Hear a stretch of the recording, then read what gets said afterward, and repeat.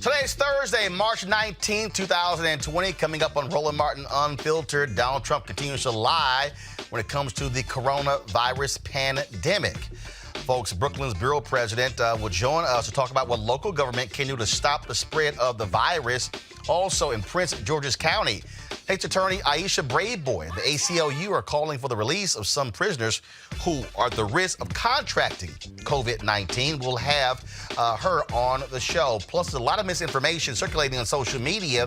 We'll have a black healthcare expert breaking down the facts and what is fiction. Also, we'll show you what a pastor in Atlanta said about why churches should be closing in response to coronavirus. Folks, we've got some of the top black experts.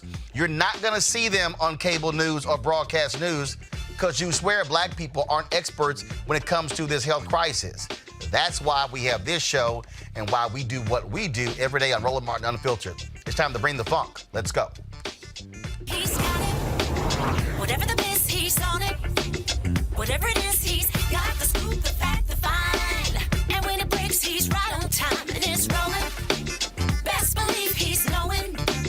Putting it down from sports to news to politics. With entertainment just for kicks, he's rolling. It's on go, y'all. It's Roland Martin, Rolling with Roland now. He's funk, he's fresh, he's real, the best, you know he's Roland Martin now.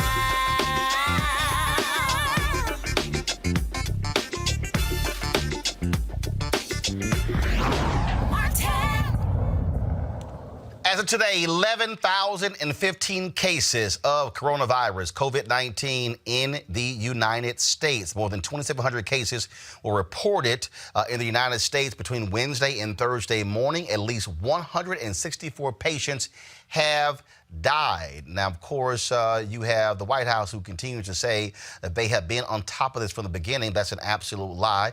Of course, there was a news conference that was held today, as they do every single day, where Donald Trump talked about the latest, and now he was focusing on praising this potential drug that could help when it comes to coronavirus. Here's part of today's news conference. The administration is working every day to protect American people and the American economy from the virus. Yesterday, I signed into law a critical support for American workers, families, and small businesses. It's a big thing. We're providing sick leave and family medical leave to those affected by the virus, and more help is on the way as we speak. Our entire team, headed by Secretary Mnuchin, is on the Hill. We're working with Democrats and Republicans, and there's a lot of goodwill going on. This was something that happened that was, some people would say, an act of God. I don't view it as an act of God. I would view it as something that just surprised the whole world. And if people would have known about it, it could have been stopped in place. It could have been stopped right where it came from, China. If we would have known about it, if they would have known about it. Actually, the first case was back in November, and you might recall, and we're going to actually show you a video of the timeline. So, guys, get that video ready. There's some folks who put together this timeline of a video of Donald Trump, again, showing you exactly why he did not see this as a big deal. Now, on March 19th, he wants to give this impression that he's been on top of this, and oh my God, we've been just doing this. But if you actually go back to January, you'll see how he has downplayed this and did not take it seriously. Watch this, y'all. We have it totally under control. It's one person coming in from China. We think we have it very well under control. We pretty much shut it down. Coming in from China. You know, in April, supposedly it dies with the hotter weather. When it gets warm, historically that has been able to kill the virus. People are getting better. They're all getting better. And the 15 within a couple of days is going to be down to close to zero. It's going to disappear. One day it's like a miracle. It will disappear and you'll be fine. They're going to have vaccines, I think, relatively soon. Not only the vaccines, but the therapies. Therapies is sort of another word for cure. We're talking about very small numbers in the United States. Our numbers are lower than just about anybody. It's really working out. And a lot of good things are going to happen. And we are responding with great speed and professionalism. It's going to go away. Yeah, no, I don't take responsibility at all. We're going to all be great. We're going to be so good. This came up, we came up so suddenly. This is a pandemic. I felt it was a pandemic long before it was called a pandemic. All you had to do is look at other countries. The coronavirus, you know that, right? Coronavirus. And this is their new hoax. We're 15 people in this massive country. And because of the fact that we went early, we could have had a lot more than that. We're doing great. Our country is doing so great.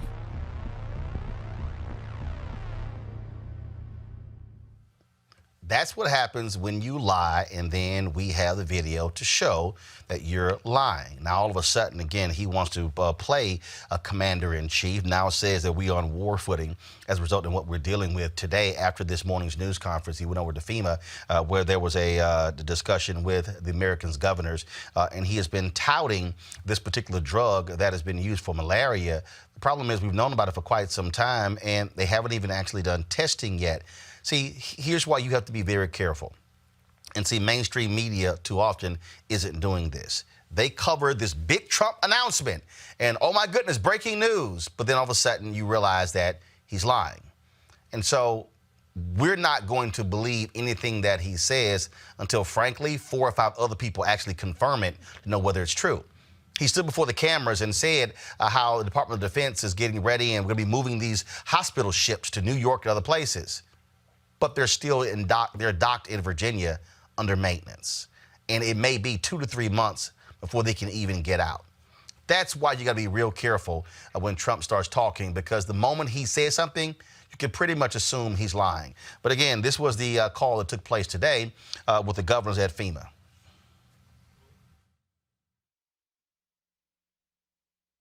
I don't want to get into no fights with pastors, but let me say this. Our mortgage here in our church is $100,000 a month. Kill that video. That's a pastor's. This here is a video. That video is wrong. This is the video of Trump today at FEMA talking to the governors. He has approved a compassionate use for a significant number of patients. We have a drug called chloroquine. A derivation would be hydroxychloroquine, which I hear even better about. It's a common malaria drug. It's been available, so therefore the safety level we understand very well. It's been relatively safe, and it showed very encouraging early results, really encouraging. If this works as well as hopefully it might, the FDA, which would have taken normally much longer to do under our great secretary, has been fantastic. The head of the FDA has been Dr. Hahn, Dr. Stephen Hahn. He's been fantastic. He got it approved very quickly. The FDA has approved a compassion. If it works. Now, the federal government is preparing for the possibility that the pandemic could last up to 18 months or longer and include multiple waves of illness. That's really what changed his tune. When the Department of Health and Human Services presented this report that said upwards of 2.2 million Americans could actually die over 18 months, then all of a sudden, he wants to now begin to play president. That really only lasted 24 hours. Now, there's also continuing to be a shortage of medical equipment, and the spread of the virus is showing no signs of slowing down. Now, Treasury Secretary Steve Mnuchin said the government is looking at mailing Americans cash assistance, and legislation that's passed by Congress could provide paid sick leave to some workers. But again, they're still trying to figure out exactly what that is. Going back to this whole issue of medical equipment, today's news conference, they talked about the shortage of masks in hospitals and how they talked about, how Pence said he met with 3M and then they can do $35 million a month. Okay, guys, so let me do this here. So this, I want you to control room. I want you to get that video ready because I want you to show that calendar. Pence says Trump sent him to Minneapolis to meet with 3M and how they can mass produce 35 million a month, they can do 420 million masks in a year. He mentioned another company that can do around 100 million or so masks a year. Okay, it's March 19th. Now you remember, and we're gonna play that video again. January 22nd, Donald Trump said on CNBC, oh, one person from China, we pretty much got this whole thing contained. So if you go to February 1st, had this administration used their brains and looked forward, and if they had ordered the companies to begin to produce the masks needed, guess what? Today, you would have been able to have 35 million across the country, high-quality masks, in hospitals, as well as to emergency workers. But the folks in the administration did not take this seriously.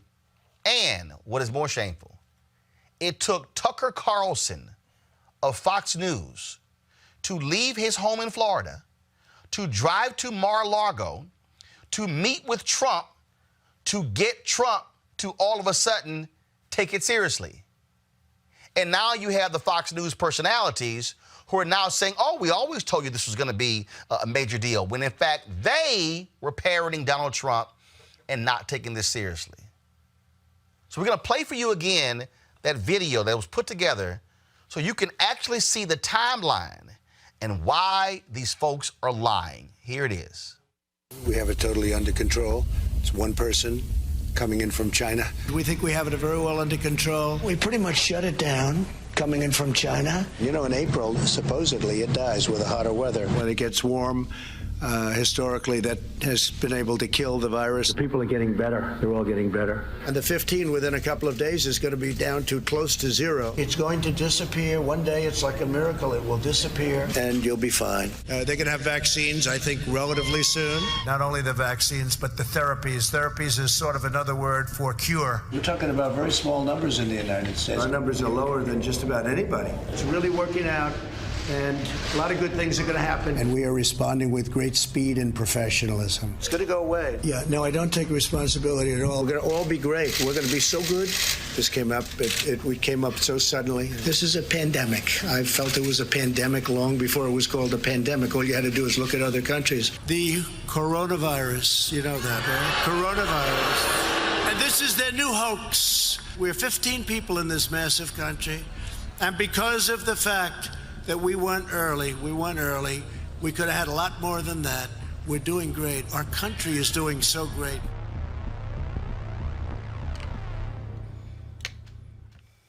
We had 15, now we have 11,000 in 15.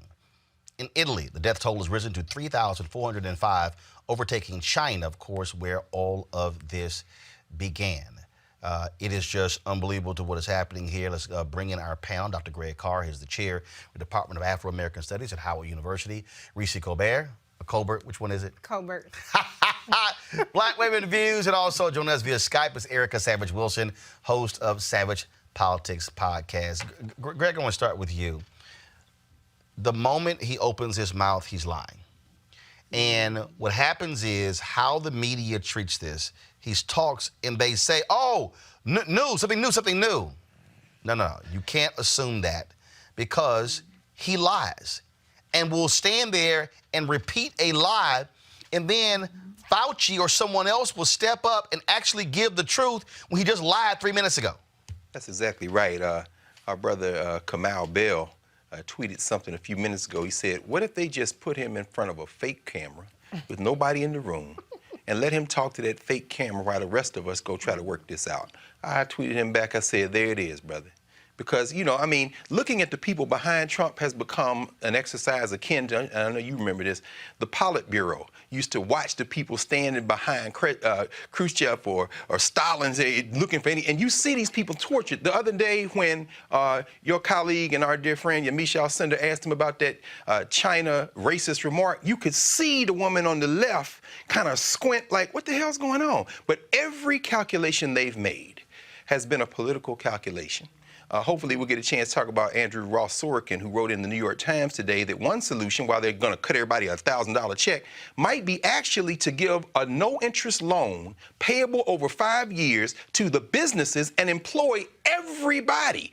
I mean, it's a really fascinating thing, but Trump is not thinking like that. Everything is being made with political calculation in mind, from his China racism to the call. I listened to the call with the governors. I watched the call. Brian Kemp laid out, Mr. President, thank you so much.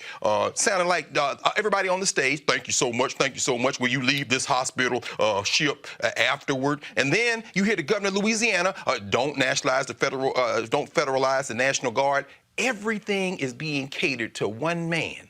This is turning into something very ugly. So I agree with Kamau. Put him in front of a toy camera and let's get to work trying to solve this, because that dude is going to run us into a ditch. And what we're dealing with here, Erica, is a growing problem. When the question is asked about testing, they say thousands and thousands and more are being made available. You notice no specific number. When they say we have more and more labs that are coming online doing testing, they don't give a specific number on how many labs, how many tests are being processed by each one of those labs. Then today's news conference, when a reporter began to ask about the issue with hospitals and shortages, and then Trump goes, "Oh, well, that's not what I'm hearing. I'm hearing everything is fine." And you're sitting here going, "What the hell are you talking about?" Yeah, this is the moment that we're in. And what Dr. Carl was saying, the suggestion that was made, I've been thinking to myself for over a week now, I don't think that any of these news conferences need to be televised. I don't think that they need to be breaking news. I think what needs to happen is that they need to be recorded. It needs to be fact-checked. And if it proves to be factual, then that needs to then be released to the public. You know, he's touting himself as a wartime president. I don't know that there are really any heroes at war. And in talking about wartime, this is something that was completely preventable, and that there is going to be so much collateral damage that I don't believe that the public is prepared for. So now that we have governors essentially functioning as presidents of their own state, I'm really, really hopeful that people will begin to see the seriousness of what's happening, not only within the United States, but all across the globe, because it does impact each and every one of us. Reese, at the news conference today, Trump says, well, you know, these governors, they should be getting, you know, they should be going out and getting this equipment themselves, that you know, the federal government is not clerks. Yeah. I mean, actually, that is a role that you serve. Right. I mean, he's obviously doesn't understand the power of the government, but it's also an indication of how ill-prepared we are. I mean, I listened to a New York County, New York City commissioner, and she said they requested 2 million masks, and they received 76,000 expired masks. Wow. What? And this, you know, to your point about Mike Pence, you know, that meeting happened where he touted the 3M thing. That happened over a month ago, or back in February, and 3M came back and said, well, we're not on contract for that volume of production. And so what we consistently see from this administration is lying, you know, frankly, lying or misleading people about the capacity that the government has. And they're not keeping up with what their promises are. They're not keeping up with the testing. They're not keeping up with the masks. They're not keeping up with anything. And now the CDC is actually telling workers, reuse masks, use a bandana if you need to. This is absolute insanity. We are so far behind other countries in our capabilities, and the fact that we're hobbling this together at this point is really scary. Great. Anybody who understands scale, who understands forecasting, we are the experts who can do that, who can sit here and say, okay, if this happens, based upon what's happening in other countries, we can project this is where we'll be in a month, in 2 months, in 3 months, and beyond. You swear these folks didn't do that. And again, this whole idea of, and then you have this idiot Bill O'Reilly who tweets that, oh, the nation was distracted from coronavirus during impeachment. See, that's the whole new one, which is a joke because, again, you use him as the example. January 22nd. On one person. And then not now. I love this here. And I was sitting trying to think of the best analogy to do this. It's sort of like when every time he says, well, no one gives me credit because I stopped all travel from China, and had we not done that, it would be far worse. That's sort of the equivalent of a friend riding with you, and they gave you $10 for the gas in the car one time. Yes, sir. And every time they ride with you, they remind you, I gave you that $10 one time. You like, yes, sir. Oh, so you think that one thing you did is just makes up everything else? That's what you're dealing with here. Yeah. And then you have the people like, oh no, we should the Greg Gutfields of the world on Fox. Oh no, we should stop all this stuff and band together. No, not when this lying dude is standing at the news conference taking shots at everybody. That's right. He's taking shots at Governor Inslee in Washington State. That's right. Taking shots at Governor Cuomo. That's right. Taking shots at the governor in Michigan. He takes shots at, he stood yesterday, he said, Sleepy Joe Biden. I mean, that's what he does. And so you somehow expect us to respect you and listen to you when that's what you do? Hell no. No, Roland, in fact, this is where you always make this point when it comes to journalism. This is where journalists are separated from people with access to public forums.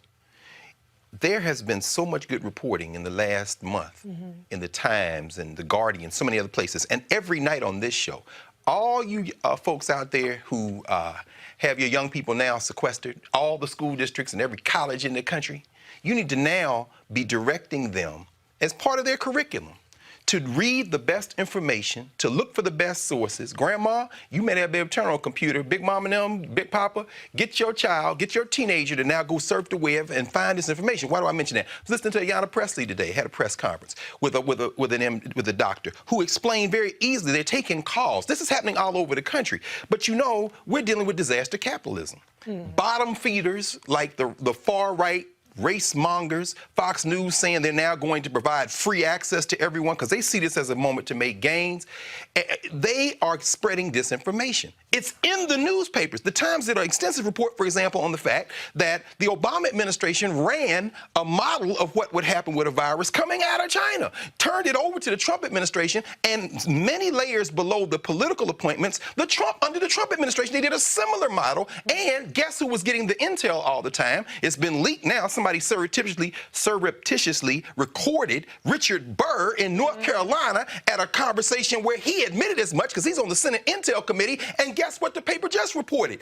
This dude sold between $500,000 and $1.5 million worth of stock over the last month just before the thing cratered. He's insider trading on the information. They knew. And it's in the papers. It's on your show every night. Young people, turn off the Netflix or whatever y'all doing and inform yourselves and turn off Donald Trump because every decision they're making is a political decision. You talk about the folks who do this thing right, Erica. You look at Governor Andrew Cuomo today. He talked about mortgage relief for folks in New York. Here we go to my iPad. Here's what he had to say. So going to take a bold action, but a necessary action that offering 90-day relief on mortgage payments, waiving mortgage payments based on financial hardship. Meaning if you are not working, if you're working only part-time, we're going to have the banks and financial institutions waive mortgage payments for 90 days. That will be a real-life economic benefit. It will also be a stress reliever for many families. Waiving these payments will not have a negative effect on your credit report. There'll be a grace period for loan modification. We're not exempting people from the mortgage payments. We're just adjusting the mortgage to include those payments on the back end. No late fees or online payment fees.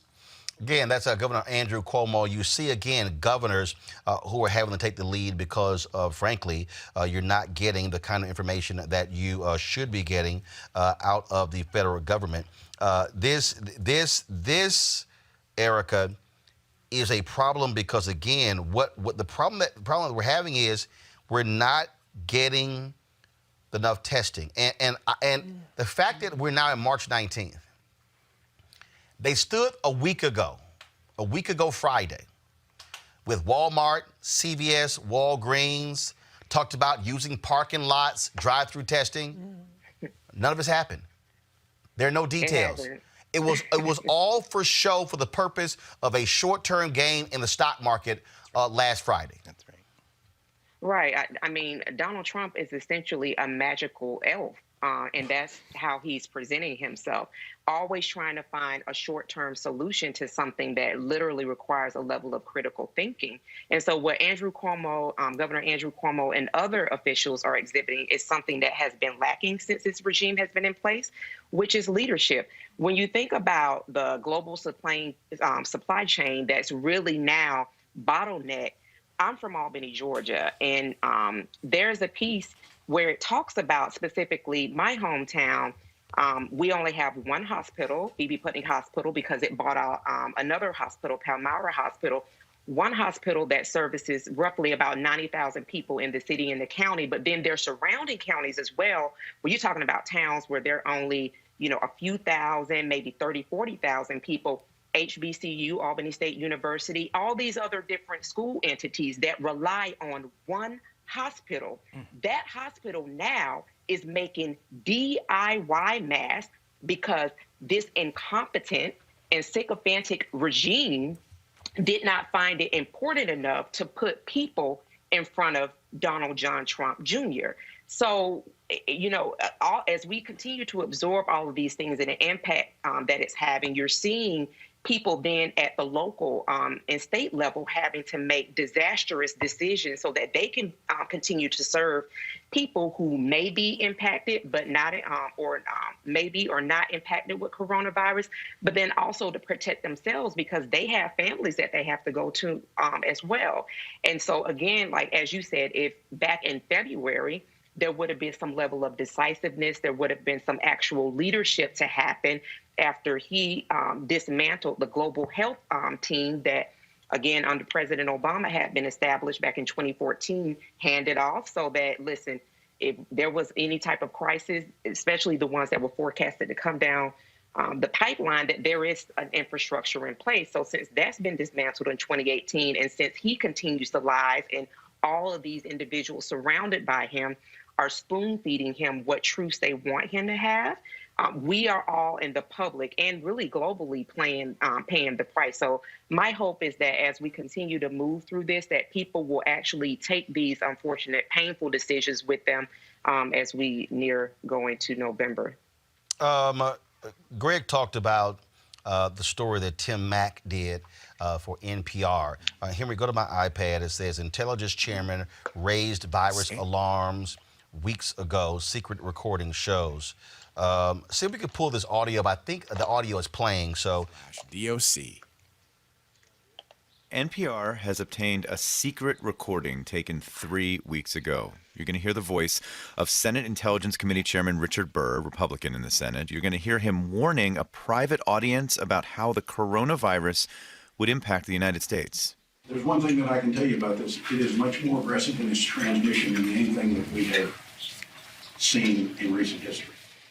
It's probably more akin to the 1918 pandemic. More akin to the 1918 pandemic is what you heard him say there. This was a stronger message than most Americans were hearing at that time. And Burr's comments raised questions about why an audience at a lunch on Capitol Hill would get what seemed to be a more frank assessment than the general public.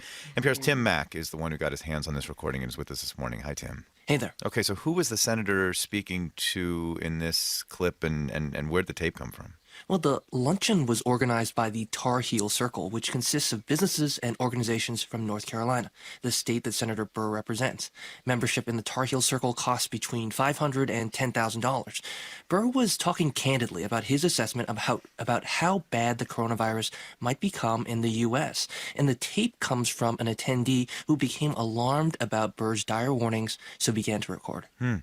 Oh, so worried and saying this sounds... if you go to npr.org, you can actually hear Tim's whole report. Reese, here's what is so great. This is the guy who is the chair of the Senate Intelligence Committee. Right.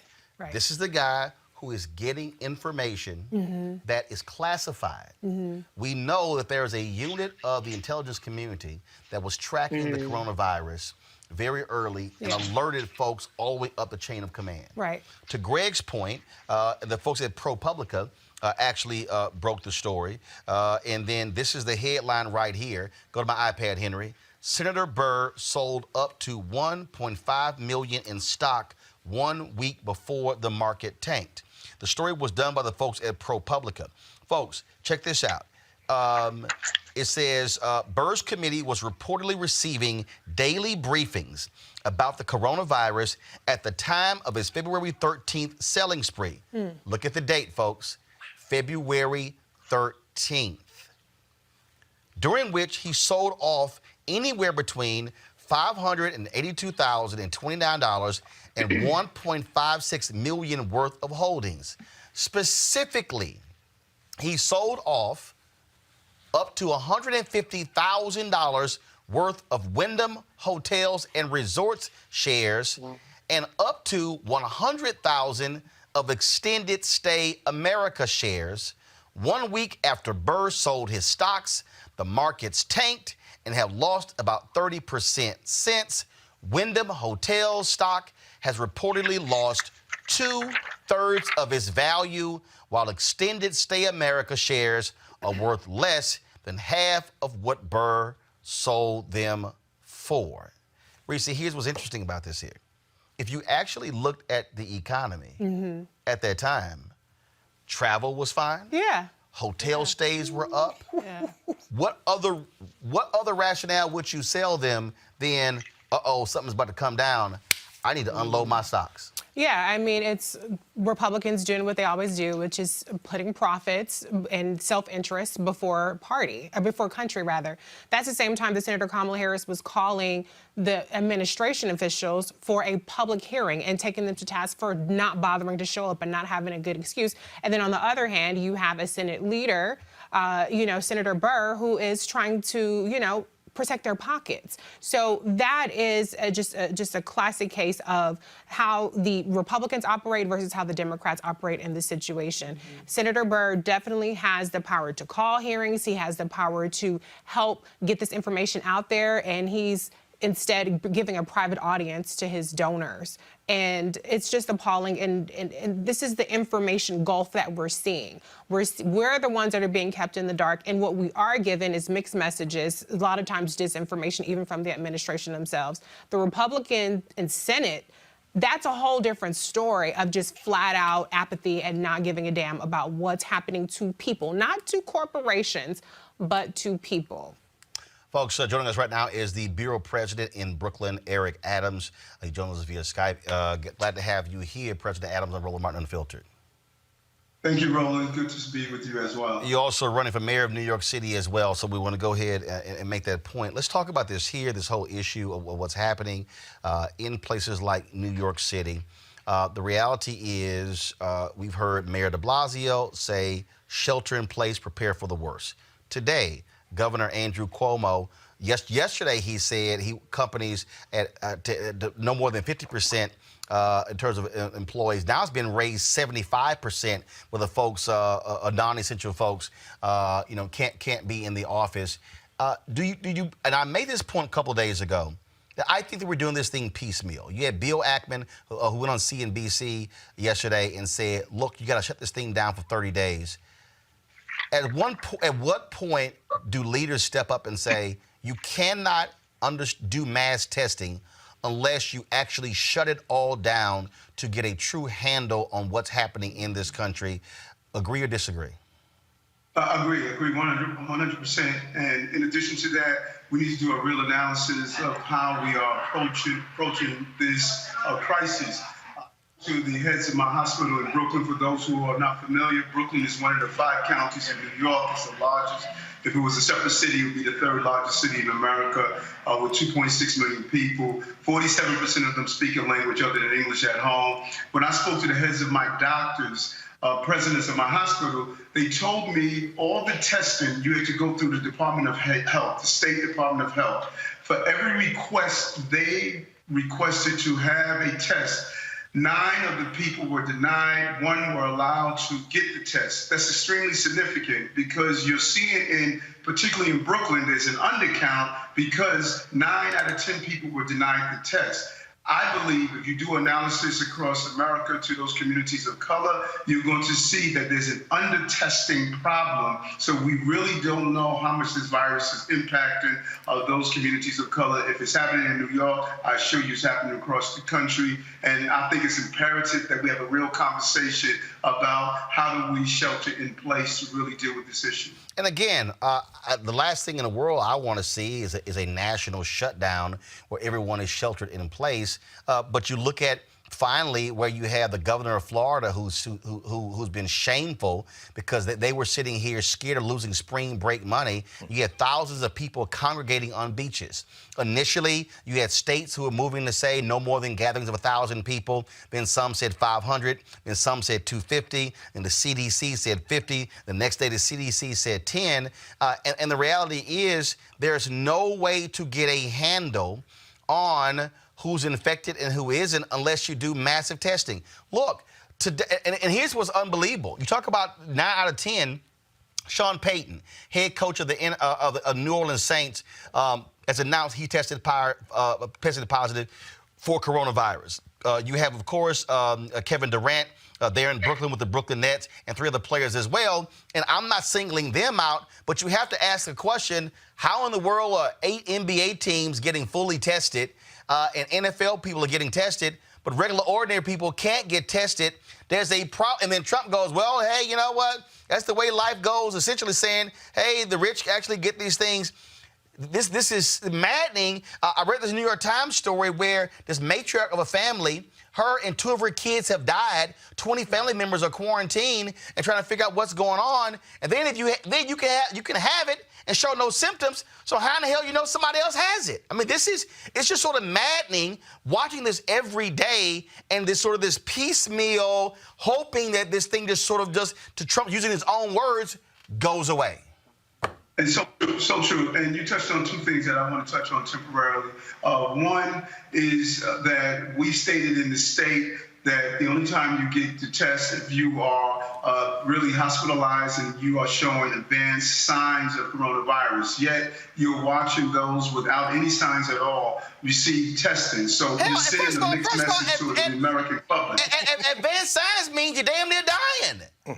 Without a doubt. And then when you look at the methods of testing, how are we allowing everyday people to receive the test? And that is what we're fighting for now. But also, are we using technology effectively? I'm speaking to you via Skype. You know, why are we using telemedicine? Telemedicine is a powerful tool to screen out those individuals who have questions that they want to ask. We just opened a telemedicine command center at my Brooklyn hospital, and it allows people not to overclog emergency rooms. And this is something we need to infuse into the healthcare crisis. But the real question Americans need to be asking is, we said a year ago, no, this has been predicted for the last 10 years or even more. We know we have superbugs. We know we're going to get a virus. Where's the playbook? How come we're not ready and we're caught flat-footed on these issues that we should have been prepared for, not only on the national level, but the state and the city levels? We knew this was happening. We should not be trying to figure this out right now. Well, first of all, the Obama folks, before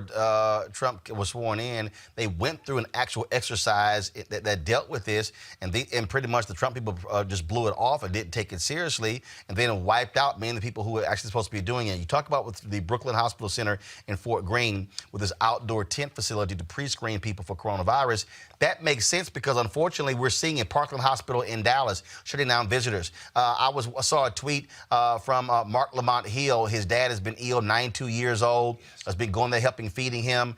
He's now moving to a nursing home. He can't go see his dad, and he literally said to me, he said, I may not see my dad ever again if he doesn't get well. Eric Deggans, who's a media reporter for NPR, same thing. The hospital where his mom is ill had had him ordered all folks to leave. He detailed how he was caring for her and was staying on the nurses when it came to changing her IV bag, her saline solution bag, things along those lines. And so you got people who are saying, they got ill parents who are saying, because I can't even visit them now, I may not never see them again. And so with this tent that y'all have set up, so essentially explain to folks what it does. So is it pretty much that you still have the hospital that's operating, and then the people are not entering the actual hospital, they're going in this tent? It's so important because here's the problem that we're facing across the entire country. We're running out of emergency room beds, and we're running out of beds. And so what we set up here in Brooklyn is two things. Number one, we set up a command center for the telemedicine. This way we can stop people from coming to the hospital. Then we set up this tent here that's connected to our emergency room. We have a team of doctors and physicians and nurses who would actually pre-screen the patients to determine if they need to go inside the emergency room and be treated for coronavirus or any other illnesses. Because just because coronavirus has appeared, it doesn't mean other chronic diseases have disappeared. And so by filtering out those and using a triage method, we're allowed to treat those who are in real need and those who won't clog up the healthcare center. It's a great program. I was there this morning and watching the hundreds of people online. I saw the telemedicine center as well. All of our hospitals in our country must start looking towards telemedicine and looking towards how do we pre-screen people. This is obviously a continuing problem, and unfortunately, we are not seeing the kind of results. I do have to ask you this here. I saw one story. I saw several stories. How are you dealing with your employees? I saw a story that said that like 60 or 65 out of your employees have to come in, and you made a point that you said it was unfair to hourly workers compared to higher paid salaried workers. Explain that. And that's a great question. First, none of my employees that wanted to stay home, I refused to allow them to stay home. 5 employees came to me. They said they wanted to stay home. I said, you have a right to do so. We're not going to do that. I'm so proud of my employees because they stated, we want to be in the office. We have all of these people who are in crisis. We want to deal with them. What the city put out, they stated that all non-essential employees, those are managers, they told them they can stay home with their families, and all the other employees, they have to come in. I said, that is not right. My managers are paid more. If you pay more, you do more. I'm not going to sit home, my managers who are paid at the highest end, and tell my everyday hourly employees, you have to come in. And that is what, when you hear the term of telecommuting is something that is given to the high end of the employee and civil service pool. Over 350,000 New York City employees, 10% of them can telecommute, non-essential. That's the high end of the spectrum. That is not my bus operators who are predominantly black. That's not my 9/11 operators who are predominantly black and women. That's not my nursing staff. So I say no to saying the high end can go home and the everyday people who are making the city run, we're treating them differently. That's unacceptable to me. And I told my managers that you will stay with the team and we will all get through this together. All right, Brooklyn Bureau President Eric Adams, we appreciate you joining us on Roland Martin Unfiltered. Thanks a lot. Thank you. All right, folks, we talked a lot about hospitals, we talked about schools, but also what about the people who are actually incarcerated? What is happening there? Although there have been no coronavirus cases reported in Prince George's County Correctional Center, State's Attorney Aisha Braveboy says reducing the numbers is a good idea. Here's a video that she put out. Hello, I'm Aisha Braveboy, State's Attorney for Prince George's County, Maryland. As everyone knows, the coronavirus is seriously impacting our communities as well as others throughout the county and world. In light of this, drastic steps have been taken to curb the spread. It is important that we take steps to ensure that the virus doesn't spread among our jail population. The jail is a place that could present a breeding ground and further prolong this crisis. Therefore, my office is working with the Public Defender's Office to review release conditions for inmates. We will consider cases in which individuals are charged with low-level offenses, nonviolent offenses, or who have a short time left on their sentence. Our goal is to safely and judiciously reduce the jail population. While no cases of the virus have been confirmed at our jail, it is important that we work proactively. Together, I am confident that we can contain this deadly disease. As state's attorney, my top priority is the security of every resident, including those housed in our jail. I will continue to implement common sense strategies to promote safety and justice for all. I urge you to be safe and take care of yourselves and your families. Also, please look out for our seniors and those with disabilities. We are a strong county because we care about each other. I am confident that we will get through this and come out stronger together. The ACLU is also sending a letter to Attorney General William Barr saying, quote, the public health crisis presented by the coronavirus highlights the need for the Department of Justice and the Bureau of Prisons to take immediate action to safeguard those under its care. Time is of the essence, and the Bureau of Prisons must act swiftly and responsibly to ensure that the 122 facilities in its system housing nearly a quarter of people, over 10,000 who are over 60 years old, are safe. Joining me now to talk about this is Prince George's County State's Attorney Aisha Bradeboy, as well as Dylan Hayrie, ACLU Justice Division Strategist. First and foremost, Aisha, the thing is, Senator Kamala Harris also has called on the Bureau of Prisons to also release low-level offenders as well. And so, but it's interesting that we're looking at a situation now where this is where we are forced to look at every single facet of our society. Whether we're talking about schools and hospitals, we're talking about whether you're poor, whether you are at the top 1%, whether you're NBA players, whether you're inmates. I mean, this has a dramatic impact. We do know of one particular state where a corrections officer tested positive, and they've had to quarantine upwards of 20 inmates, a person that we're in contact with. And now you're also dealing with inmates who are in much different environments than, frankly, a lot of us. Aisha, go ahead. You know what? Yeah, you're going in and out with your question. Hi, 1 second is breaking up right now with you. Guys, let me know about her Skype. Let me go to Dylan. Dylan, go ahead and comment on that, please. Yeah, I mean, as you said, Roland, we're going to have to re-examine how we do a lot of what we do in society on an everyday basis. And first and foremost among that has to be the way we treat currently incarcerated people and people who are coming into the criminal legal system now. And so as you referenced, the ACLU sent a letter to Attorney General Barr, and across the country over the course of the last 2 days, about 20 affiliates of the ACLU have also sent letters to their local criminal justice system leaders, urging them to do really three different things, right? Stop the flow of people coming into the system.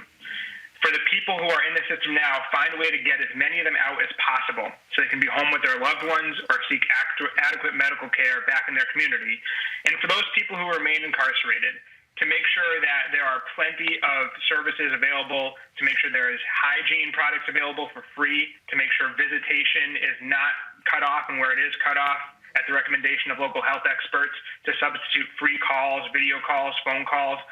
All these things are things that could and should have been done all along the path, right? But here we are in the midst of a national pandemic, a national crisis, and to your point, we have to really rethink what we're doing and why we're doing it. And I think it's becoming more clear than ever that a lot of what we do in the criminal legal system, a lot of how we treat incarcerated people doesn't make a lot of sense. It's not fair, and it's going to hurt more people than it helps. So how do you, in the case of what Senator Kamala Harris is talking about, how do you release folks when the Bureau of Prisons just can't release them on their own? There has to be a court order or something from the Attorney General's office to release low-level inmates. Sure, and I would just say, too, that whether it's the jails and prisons at the state level or at the federal level, you know, there is going to be some level of executive action required to get incarcerated people out of jail and prison, right? So, yes, Attorney General Barr needs to act. Governors across the country who have the power of clemency and commutation need to act. Judges who are holding fines and fees over people's heads and keeping them incarcerated for non-payment need to act. Executives at every level of the system need to act. And one of the challenges in the criminal legal system, as you probably know, as your viewers definitely know, is that it's a very decentralized system, right? Very rarely can one single person do something that affects the entire system. But the exceptions to that are the governors and the Attorney General of the United States, who tomorrow could get hundreds of thousands of incarcerated people out and into the services they need. And to your question about where they go or what they do, folks are going to be released eventually anyway. We should be asking that question anyway. But yeah, now we absolutely need to make sure that people are getting treated, screened, sent to medical facilities where necessary, but most importantly, returned home to care for themselves and their loved ones who are at home and who may be suffering from this or who may be struggling under the economic hardship of quarantine. Greg, this is the point that I keep making. What this coronavirus has done, it is completely exposed every facet of the American system and way of life. It absolutely has. I mean, in this case, and again, kudos to this work, people forget the Constitution, U.S. Constitution is a very short document. The 8th Amendment, preventing cruel and inhuman punishment, has been interpreted by judge-made law. There's no statutory reason for people to be treated a certain way. It's not written in stone, you have to treat prisoners this way. And everyone out there, think about this. Think of the burden that you feel being isolated in your house, in your apartment. Now, imagine if you are a prisoner and that has become your way of life. Everything from mental health. I mean, you literally go crazy. And think about people who are in solitary confinement. I mean, this is a crisis that's unfolding on a global level. Absolutely. It is also a moment for us to be able to rethink everything that is being exposed in this system. Aisha, we have her back. Again, when we talk about most vulnerable, people just pretty much ignore those who are in prison. But the reality is this here. There are 2.3 million people in America who are in prison, 200,000 on the federal level. And so most of the people in prison in this country are in local, county, and state jails. Yeah, absolutely. There are about 723 inmates in our local county jail. And today, I went into court with my team as well as the Office of the Public Defender, and we were able to agree to the release of about 50 of those individuals today. And we are going to continue to review all of the inmates for potential release. So we're going to work overtime. Right now, our court is actually closed to the public, but I have a few members of my staff who are coming in really to ensure that this safe release initiative that we have undertaken is actually done and done well. So I'm very proud of the work that my office is doing, and I hope that other prosecutors will follow suit. When you talk about, again, moving forward, what we also have to deal with is also what is happening with people who, let's say, who still get in trouble. I know that Marilyn Mosby in Baltimore State's attorney has said, look, don't arrest people for some of these low-level crimes. Have you actually said the exact same thing? How are you dealing with that? Sure. Well, the truth is the police department and the state's attorney's office, we don't control the police department. So even if I were to say to the police department, don't, arrest for these reasons, they can still make those arrests. So what we're doing is once those arrests are made, my office will weigh in very quickly on conditions for release of those individuals so that they don't have prolonged stays in our jail, or they may not even be committed to the jail if we agree that that's someone who would otherwise be safe in the community.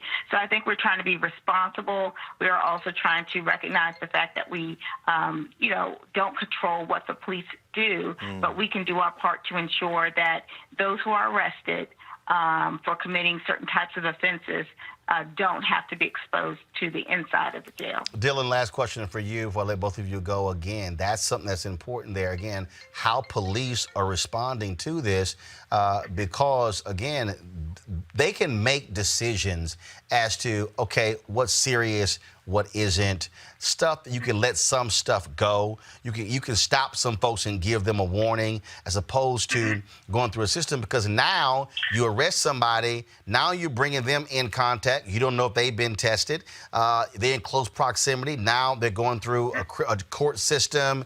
And so now all of a sudden, the jails can become an incubator, if you will, of coronavirus.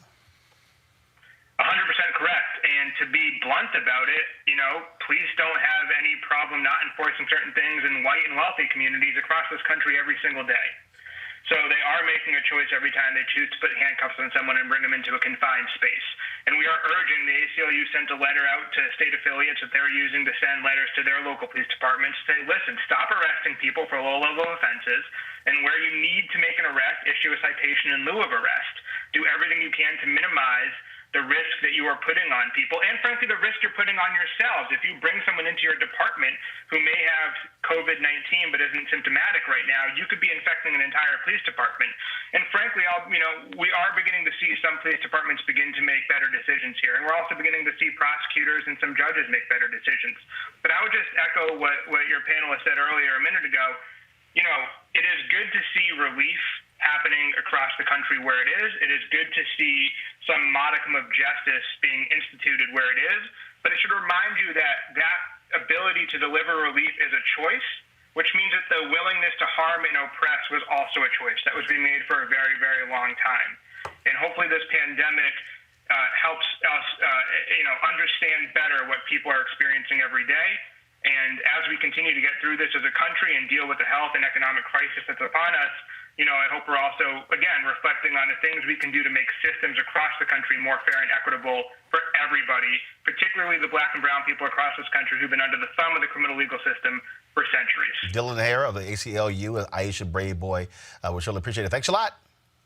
Thank you. Thank you. Thank you. Eric, I want to go to you. This is a statement from the Baltimore Police Department. Henry, go to my iPad. Quote, for the safety of our residents and officers, the Baltimore Police Department is assessing and evaluating what calls for service our officers will be responding to in order to minimize the potential for exposure to COVID-19. This includes giving guidance to officers in using their discretion to further minimize arrest on low-level and nonviolent offenses, especially those outlined in the state's attorney's letter. Speaking of that, Marilyn Mosby announced that her office will stop prosecuting, go back to the iPad, please. They will stop prosecuting drug possession. Let me pull it up. They will stop prosecuting drug possession, prostitution, and other crimes amid coronavirus. Erica, again, that's smart. And you're saying, like, look, these are extreme circumstances. And so things we're normally doing, we shouldn't be doing. And you've had these state's attorneys on your show before, and this also is hashtag Black Women Lead. The attack that these Black women prosecutors have been under since they assumed office, and what you're actually seeing is justice actually playing out. That these folks know that the people that bear the brunt of these policies, incarceration, are Black and brown people. So with the 700 and 23 people that State Prosecutor Aisha Braveboy shared with us in PG County, to read that 623 of those people are awaiting trial, 623 people out of the 700 plus that are actually jailed, that she and her office are going through, and they are pulling people together to say, who is it that we can release? Who needs to remain in jail? Because, of course, we have a lot of the courts that are closed amid this global pandemic. It goes back to what you were just saying, that a lot of how we operate with impunity is really being laid to bear. And so those are things that we have to deal with, it as us in the general public are dealing with some of the isolation pieces that folks in jail have to deal with. And then the other piece that I just want to add to that is that what the ACLU is doing as well in advocating for folks to be released is around saying to prosecutors to avoid cash bail. So what we've been hearing, prison abolitionists, and even prior to that, groups that are really ensuring that folks who are incarcerated do have some level of humane treatment and just advocating on their part. We're seeing that these different pieces that these Black women prosecutors have been advocating for, receiving threats, not receiving support even from their own office, continue to go after, and how that will be a benefit to society as a whole and to those people who are incarcerated. It only makes sense, Reese. It only makes sense because, again, these are extraordinary times. It requires extraordinary measures. Right. And it doesn't make sense. I mean, I remember I was Tashara Jones, sister who is the treasurer in St. Louis, when she announced, we're not going to be giving out parking tickets. Yeah. And then so the St. Louis newspaper attacks her, well, you don't have the authority. Her whole deal was like, What the hell is wrong with you? Yeah. It doesn't make sense to sit here and be slapping people with fines for parking when we're in this extraordinary crisis. Right. Plus, a lot of people are staying at home anyway. It's just smart things to do right now. And some of these people are so ignorant and they don't take into account the difficulty, frankly, other people are having on an everyday basis. Yeah. This exacerbates it. Right. And I think, you know, if you're a person who, for some reason, you just don't give a damn about prisoners because you don't have any morals, the fact of the matter is it's still a public health issue because you have workers that come into work these prisons that then go back into their communities. And so we have to really look at this as a public health situation. The same thing with when we had the immigrants and people felt like, oh, immigrants shouldn't be getting flu vaccines and different things like that, flu shots.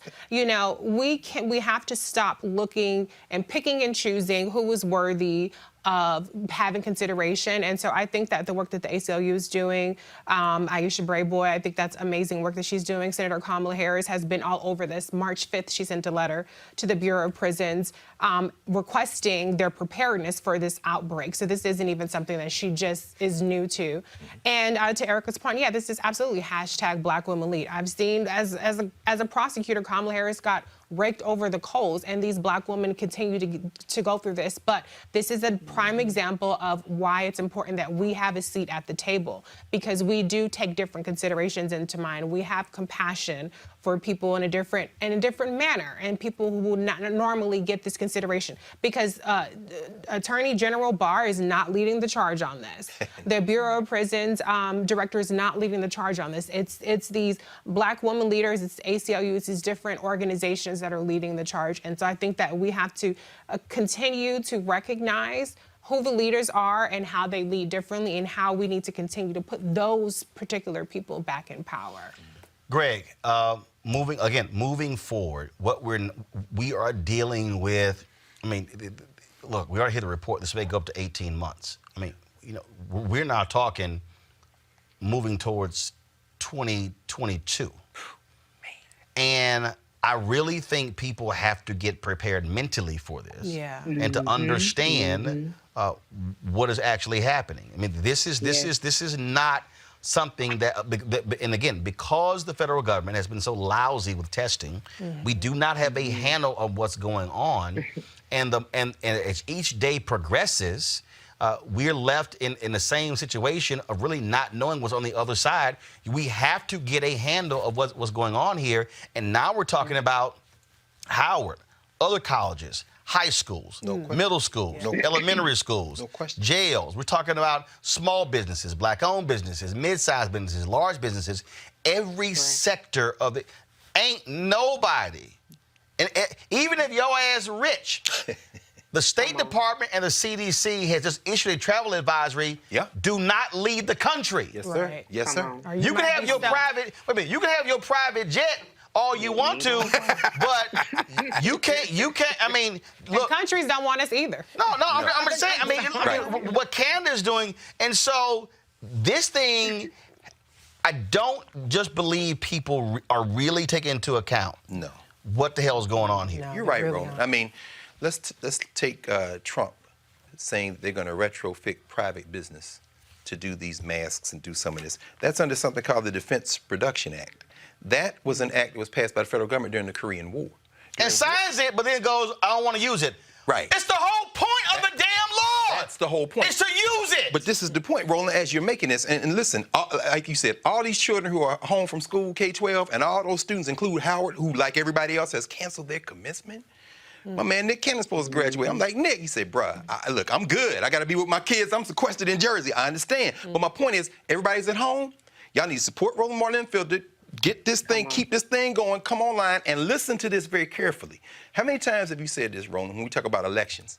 There's no federal election. There are 50 state elections. The United States of America, civics lessons, K-12 and college, there is no such thing called the United States of America as one concept. There are 50 different states and municipalities within those states, and then there's a federal government, and you pay taxes. So watch this. The Fed cuts the rate to 0.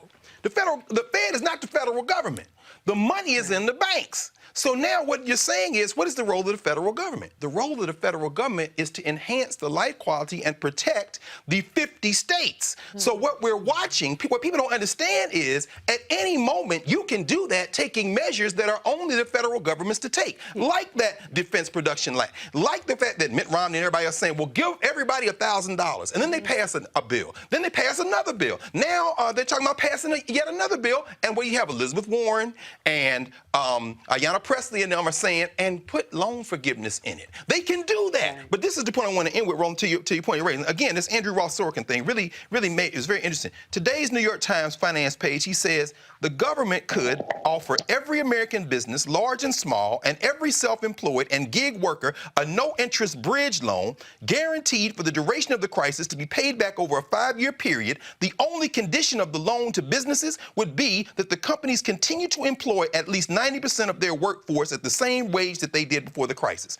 When we heard President Adams from the People's Republic of Brooklyn, when we heard him say he's not going to let his manager class work from home, and these folks, like the people who are cleaning Howard's campus right now and cleaning Georgetown's campus right now and UCLA, where I'm going to be teaching from home with technology and partnering with these black bookstores like Sankofa and Esselwan to upload content because they could go out of business. People wiping the tables and the floor, they got to go to work. The government could right now, this is what Sorkin is saying, it might cost us several $1 trillion, but it would be backed by the full faith and credit of the United States federal government. You could give businesses money to keep everybody employed and say you pay this back over 5 years, but the condition is you've got to keep everybody employed and relieve that burden. But that will require this to be a nation. And it is not a nation. Right. You've got to think like that. And at the state level, Cuomo could try it. The governor of Texas could try it. Larry Hogan could try it. But unless the federal government does this, and you're right, Roland, we're not thinking that way. I'm going to pick up on that. First of all, we're going to come out. We're going to go to a break. And look, a lot of y'all always leave on YouTube and Facebook when we go to a break.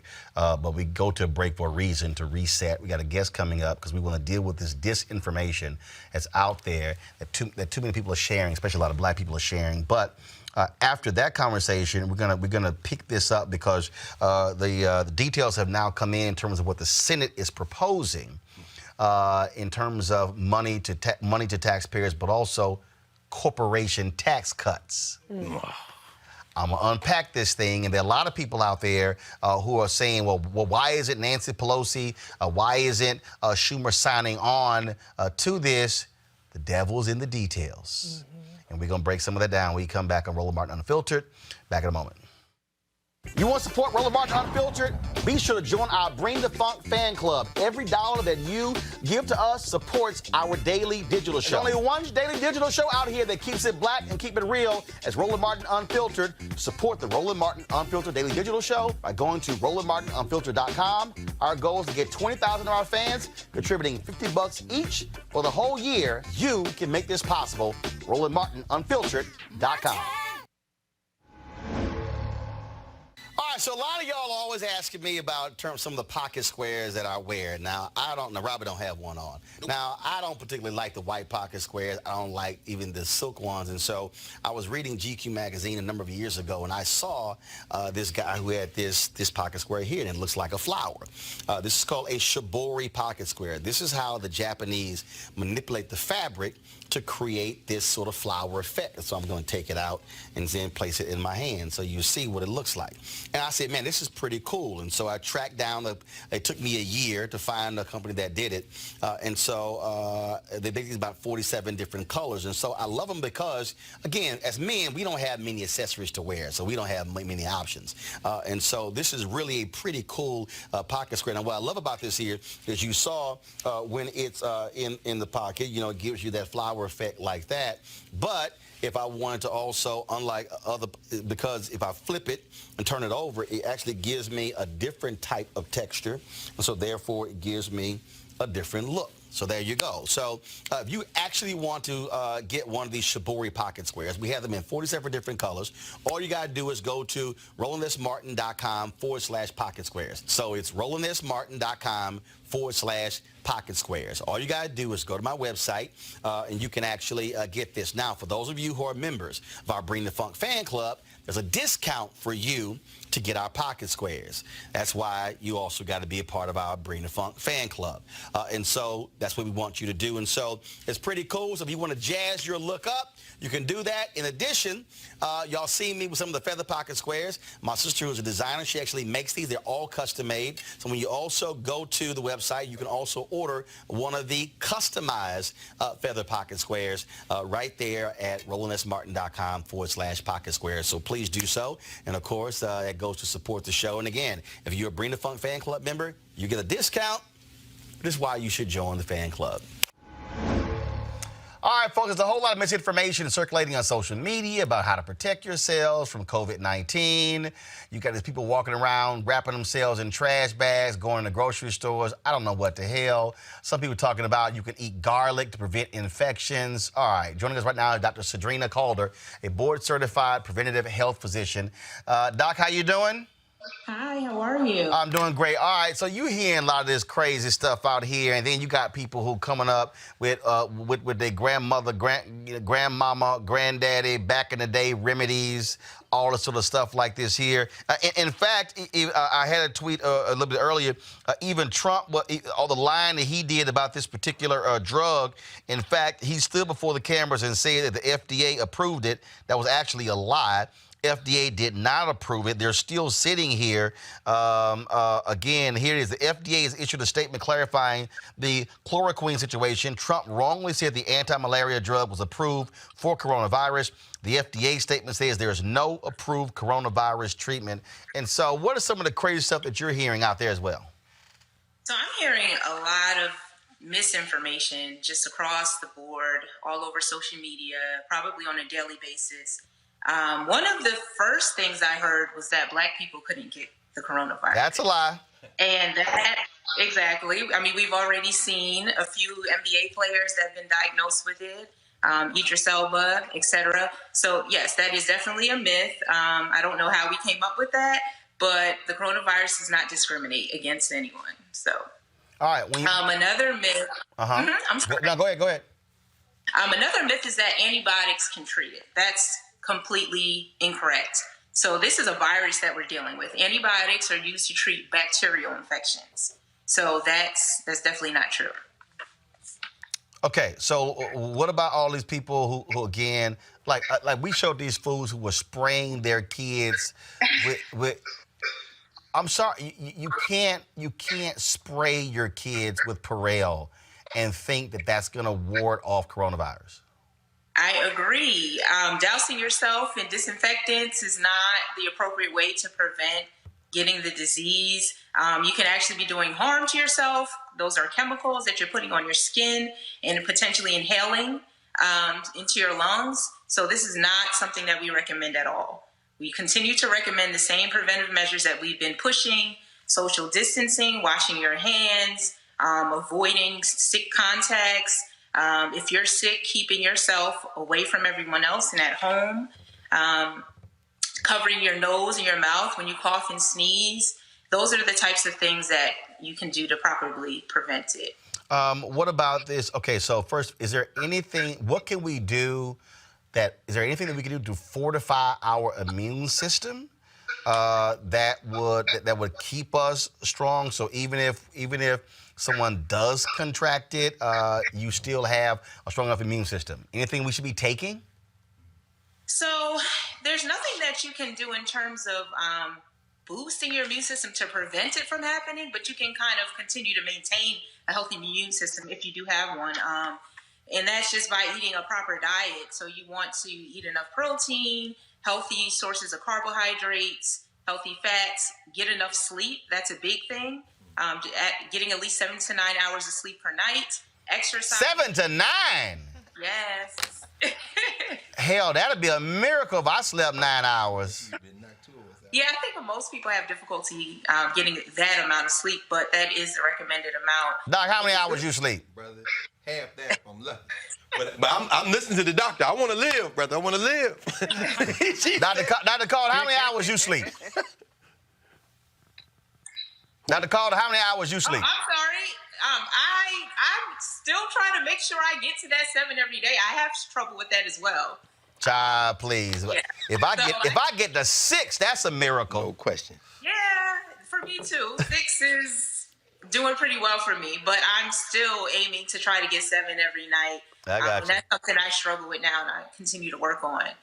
But in addition to that, just making sure you're eating enough fruits and vegetables so that you get all the proper vitamins and minerals that are needed to maintain a healthy immune system. Folks, for y'all on Facebook or YouTube, you got any questions or Periscope, go ahead and post your question, and I'll ask you real quick. Risa, you got a question? No. Erica, you got a question for Doc? Absolutely. Good doctor, thank you so much for joining us today. Wanted to find out how can we, the general public, communicate the severity of the virus to the younger population. I have a 20-year-old son who's college age, in college. And so in talking with him about it for quite some time, because of spring break and the different things that people around him were doing, he kind of did not understand the global pandemic event that we're in. So in this hour, how do we kind of move forward and not have to, I guess, maybe have as many conversations to really kind of make it understood to them that this virus impacts everyone of every age demographic? Dr. Calder? Yes, well, I think it's important that we address one of the myths that is causing, I think, young people to believe that they're not at risk. And that myth is that only older people are affected by the virus. That is definitely not true. We're seeing about 20% of people that are infected with the virus are in the U.S. are in the 20 to 44 age group.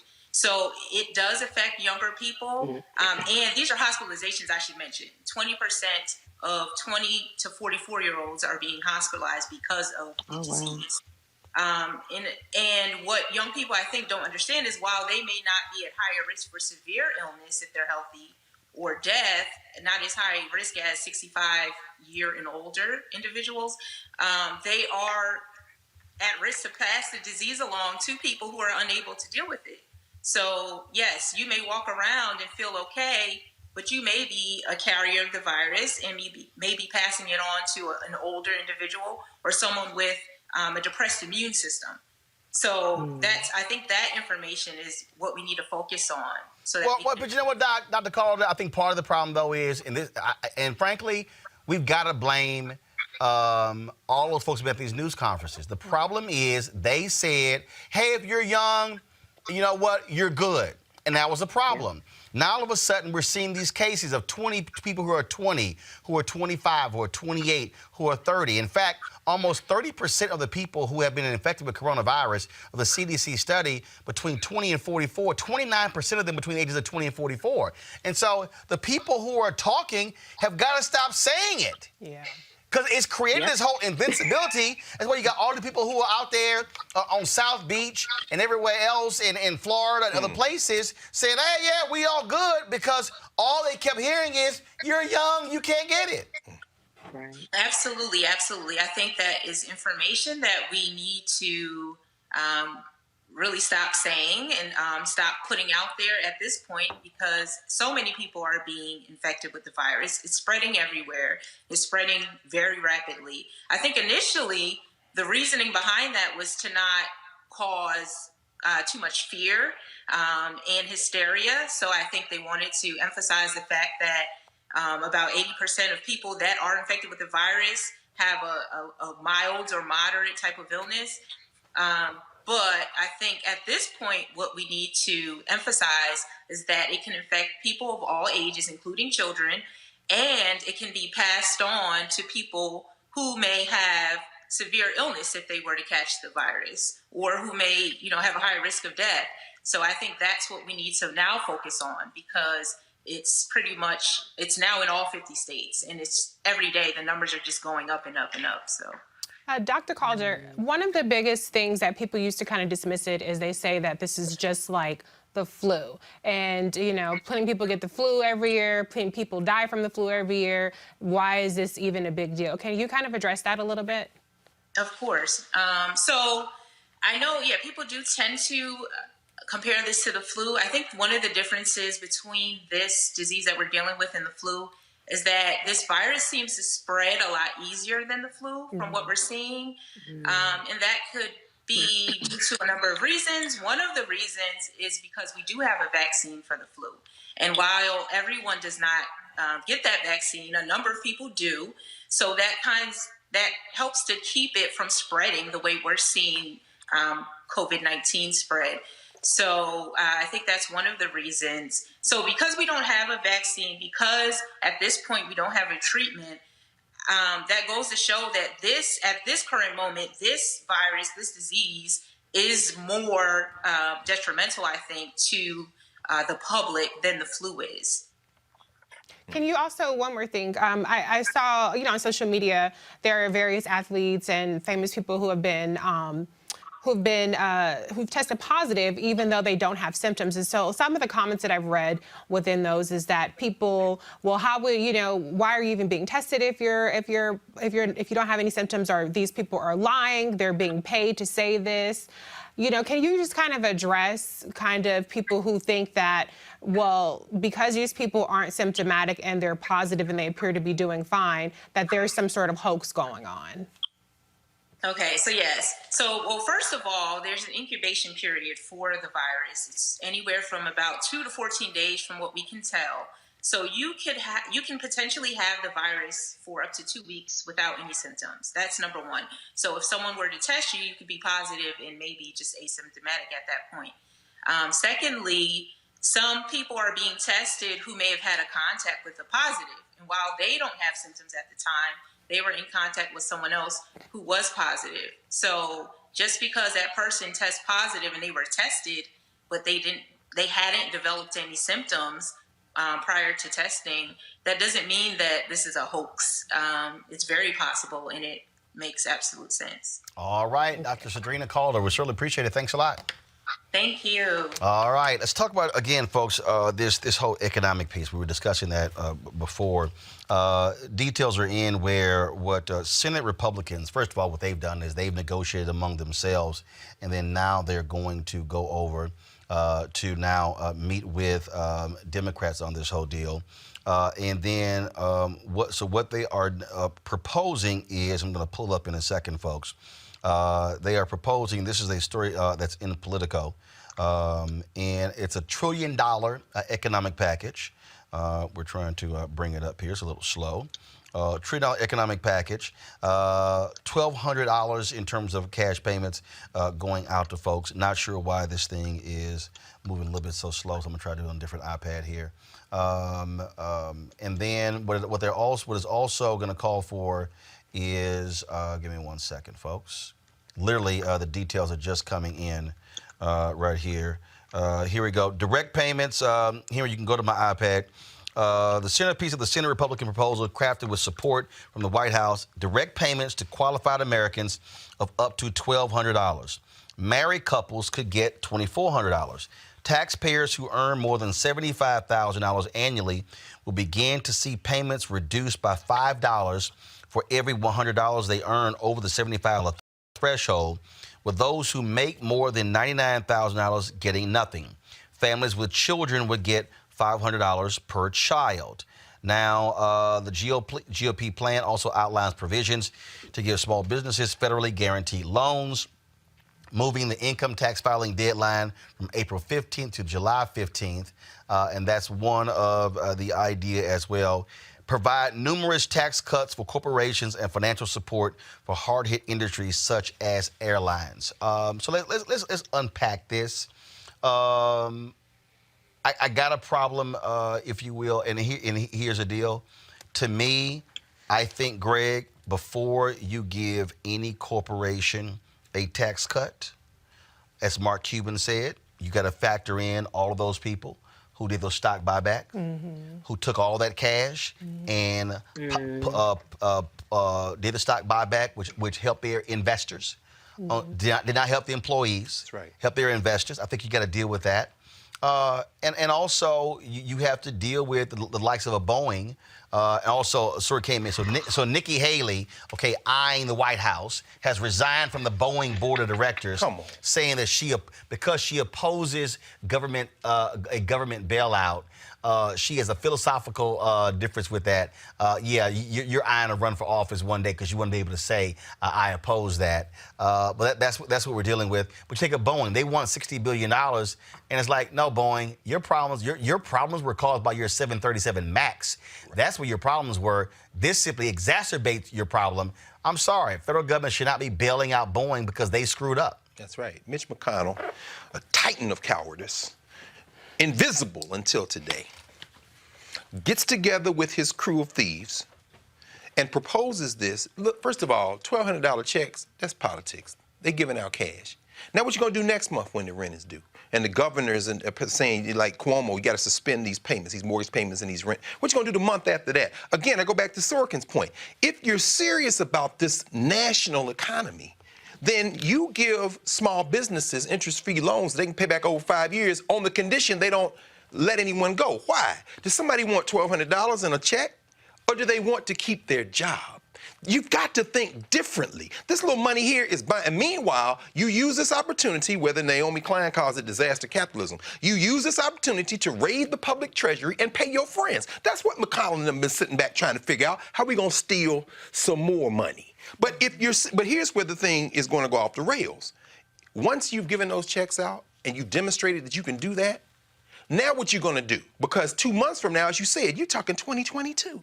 That's not sustainable. There's another way to do it that may even cause you to spend more money, but that ultimately will restore, not only restore, it might establish for the first time in this country a unified economic philosophy that could guide. Because guess what? This has been a socialist country from the beginning when it comes to corporate payments when they're in trouble. And it's a capitalist country when they come to divide up the profits. If McConnell and them do this, the Democrats may be forced to go along because they want people to have some relief, but ultimately, this may finally take the United States of America over the edge. Here's a item Adam Sir posted this year. Congresswoman Katie Porter, Reese. This is what she said. She said the Speaker wants to explore refundable tax credits as a tool to help. First of all, that's bullshit because most people don't even, this whole issue with tax credits, I'm sorry. That's right. Porter says that is too slow in my opinion. We need to get actual cash assistance to American families right now. Many of them are going to see paycheck cuts or lost jobs entirely. I've been calling, along with Mitt Romney, for an immediate cash stimulus. I shouldn't say stimulus because I really don't think it's a stimulus. It's a $1,000 cash payment to stabilize American households, to be delivered before that crucial first of the month, April 1st, when so many people's bills become due. And then, of course, Trump has said he supports it as well. And what's interesting here is that Democrats are about to be in a conundrum because you have Democrats who are trying to hold the line. I saw one story where they have a $750 billion package. Yeah. You got Republicans over here talking about $1 trillion. Yeah. And so, to me, they're getting outflanked to some degree. And I think this is where you have to deal with these structural changes, these structural issues in our economy. And this is the moment. A crisis is always the moment. I said Obama did not seize the moment in 2009 when they could have actually completely changed Wall Street. No, they mollified them. This is a moment where they have to be thinking about this not from a short-term standpoint, but long-term standpoint. Your thoughts? But that's a very challenging thing because at the end of the day, Americans are. They hop on to what's shiny, right? So it's a $1,000 payment. There was a big flap yesterday because Senator Kamala Harris talked about her LIFT Act, which is $500 a month tax credit every month. So that's $6,000. Mitt Romney is saying a one-time $1,000 payment. People are like, she's to the right of Mitt Romney. So people just don't really get the difference between a permanent investment and the people that need it versus a one-time quick fix. And so it's really, really, really, really hard to win a substantive messaging war. It's a lot easier to win a headline, everybody gets $1,000 versus, well, we're going to give you paid sick family leave. We're going to make sure that you have health care. We're going to shore up unemployment insurance. We're going to, give small business loans. That's a list. That's a bulleted point list. And people will just want the headline. And so that's the real challenge that that the Democrats have is substantively and policy-wise, they have better, more tangible, more permanent solutions to the crisis that we have. But Americans are hearing $1,000. Now, they're going to complain about that, too. Because as soon as they get $1,000, it's going to be, well, this isn't enough, da-da-da-da-da-da. But when you... And it won't be enough. And it's not. It's a legitimate point, but they're winning the messaging war as Republicans always. But, Erica, what I don't understand is if you're a Democrat or you're a Republican and you're having these conversations about $1 trillion plan, please explain to me how hard is it to say, we're about to wipe, as a part of this deal, we're going to wipe out student loan debt. Yes. And that is for every individual up to, who has student loans up to, May 2020, we're going to do a complete forgiveness of student loans. Okay? First of all, if you are spending $200,000, $300,000, $400,000, $500,000, $600,000, $700,000, $800,000 a month paying back your loans, that's an immediate economic stimulus. That's right. All right? And here's a piece with that. You're not going out and increasing your debt. No, you're simply forgiving those student loans. That's now up to about $1.5 trillion. Okay? To me, I think you do that. Also, this notion of a $1,000 check or $2,000 check, that's 1 month. Okay? You have to be thinking about this in terms of a $1,000 check for the next three months. And to me, it's going to be 3 months, okay? So it should be April, May, June. The parameters they've set, $1,000 per month for the next 3 months, and then we see where we are with testing, we see where we are with this coronavirus, and then you might have to come back for another phase. To me, that's what the thinking has to be. Conversation, that's not what happens. Thinking about when Trump actually began to take this seriously, it was when the stock market began to plunge and the recovery was not even happening with the halts. So when you then also look at people who not only their paychecks support their households, but also other people as well, the forgiveness of student loan debt would definitely be a relief to those people and many other people. And so I think that this is really the time where people have to be paying attention. Reese talked about just folks wanting to grab towards the highlight headlines and not really getting into the minutia. And I think that because we're being steeled in a way, and you said 3 months, you're thinking 3 months, it could be even longer than 3 months, because if we're not still all tested by the end of that time, you're talking about another episode of a resurgence of this. I mean, because we're not in a place where we actually have our plane built, because we're actually building our plane as it's flying, we don't know yet. And then you're talking about vaccinations, 18 months, that's almost 2 years. So to actually sit down and think about what is going to make sense so that the economic recovery will not be as deep as it could be, would be absolutely ensuring that student loan debt, which is, like myself and many others, a part of how we budget and pay bills every month, and also how we that money also used to support other people in our families, that could actually be a way that the economy could begin to see some level of stimulation, so that when we're fully operational, that we'll be dealing with a more healthy economy, as we would have been if we would not have taken these steps to actually alleviate the people that are actually having to suffer in this manner. One of the things that Reverend Barber's been talking about, Greg, is that 700 people a day die because of poverty. Right. And his whole point is, if he said 140 million Americans living in poverty, 700 dying a day, it's 250,000 a year. and you juxtapose that to how many people are dying with coronavirus.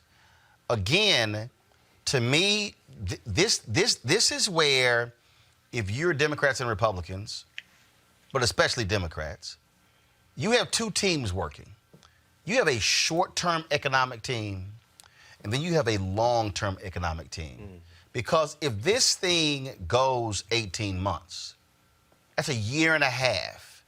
You're now talking about, oh, they're going to have to come back and do this again and again and again and again, which now is going to actually have to cause a complete rethinking of this entire infrastructure in terms of the amount of money we spend on defense, in terms of how we use those defense dollars, in terms of taxes, in terms of, and look, you might have to return to the days where the federal tax rate was what it was when Eisenhower was president. Sure. Okay? I mean, those are the sort of different things. You might have to have a Congress that gives the IRS an additional $5 to $10 billion to hire people to do real audits of the super rich. No question. I'm thinking about the Panama Papers. I'm thinking about all these offshore companies. Yes, sir. And things along those lines. Yes, sir. You know, this actually might require Congress to say, oh, we now got to get serious with where all the money's been going, because we've allowed rich folks to literally steal for decades now, and then we want poor and middle-class people to be the ones to have to pay for this whole deal. That's absolutely right. Roland, as you were talking, I was thinking and listening to you and thinking about what Reverend Barber has said.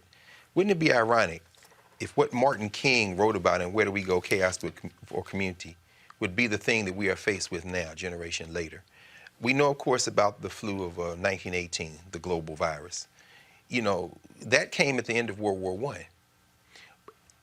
What happened a decade later? The Great Depression. And people think that the United States was pulled out of the Great Depression by great ingenuity. No, World War II really is what pulled them out. But what aided them as well was the New Deal.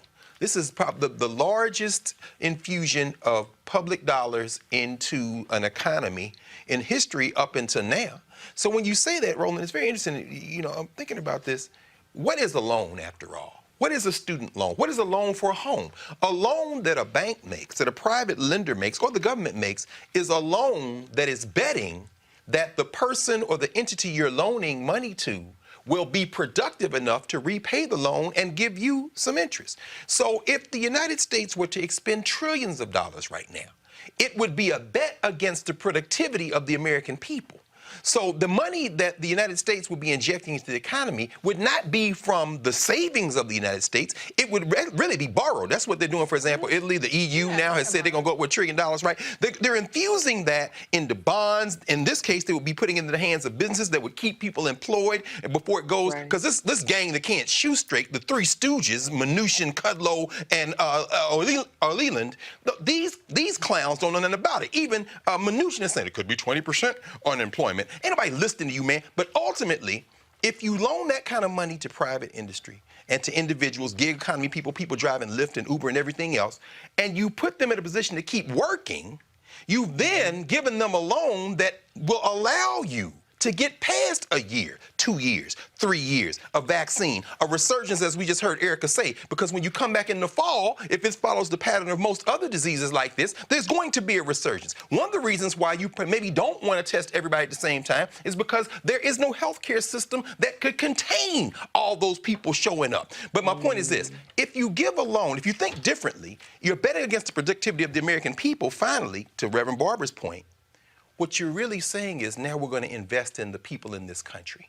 And if you invest in the people in this country in this way, you might have a country at the other end of this, instead of pretending that the world is defined by the lines around nation states, because as we just heard Erica say, and you said as well, Reese, there are global supply chains.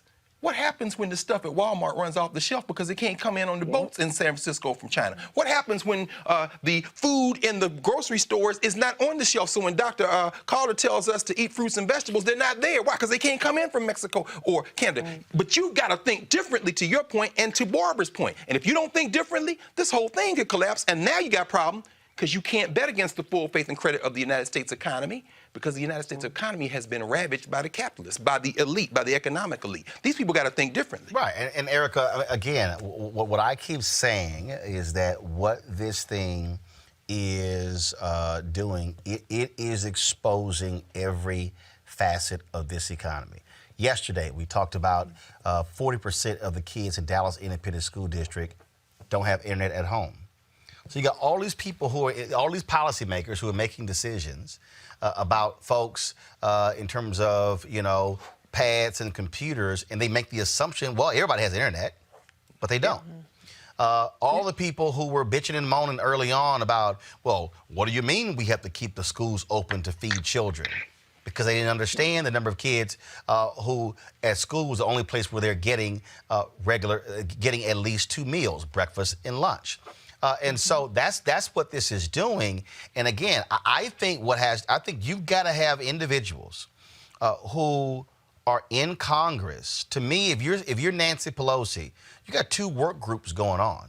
You've got your short-term work group who has to deal with this pandemic over the next 30 to 90 days. Yes. Then you have another team who is saying, if this thing goes 18 months, we now have to be thinking completely different about this because, see, look, unemployment applications, benefits, are exploding. Yeah. Where's that money going to come from? And so now you got to start looking at, again, this entire economy. And because what this thing is exposing, it is exposing the guts of the economy, and people are now going, dang, I didn't realize that. So you got 800,000 people who work for hotels who may very well be out of a job in a week. It's 800,000 people who are not going to have income, who are not going to be able to pay their mortgage or pay their rent or their light bills or their food bills. I mean, that's just that particular sector. We can go on and on and on.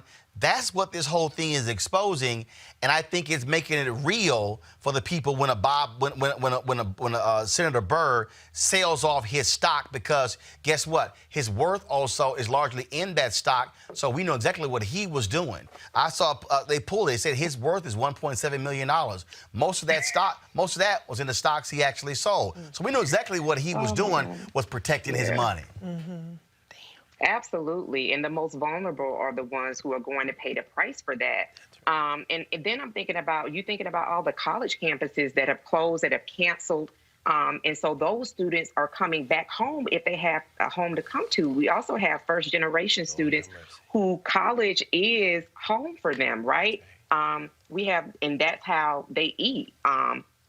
I think that when you're talking about exposing all the vulnerabilities of our democracy, that this is a time that we really see why government is important, and the ways in which government has had several social safety nets for all of us to protect all of us, whether we like it or not.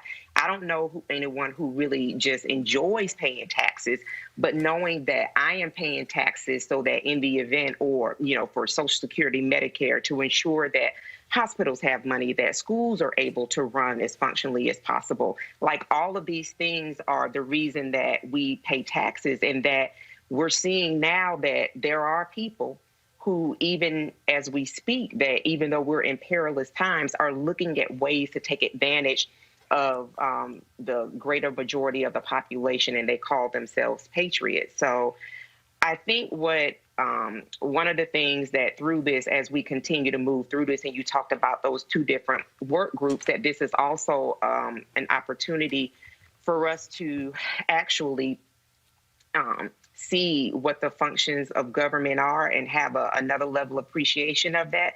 Because even while this crisis is happening, we have the census. A lot of people, I know I received my census notification a couple of days ago.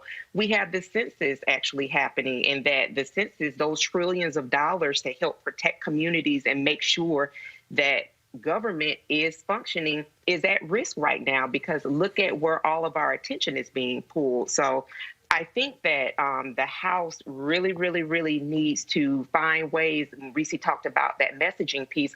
I think that there really needs to be very, very strategic ways as well that as we move through this pandemic and have a new normal that will be temporarily in place for some time, that we also do message the importance of other things that are still happening. We don't know, what the delays will be, but things that are still happening that folks need to actually be participatory in as well. This also, Reese, exposes this Republican mantra of tax cuts, tax cuts, tax cuts. Right. Because at the end of the day, you have to have revenue. You have to. You have to. Yeah. And so that tax cut that was given, the corporations took it. 96% of the corporations took the $1 trillion and reinvested it right into a stock buyback. Yeah. And so they were selling it all. It's going to go back into the economy. It's going to go to workers.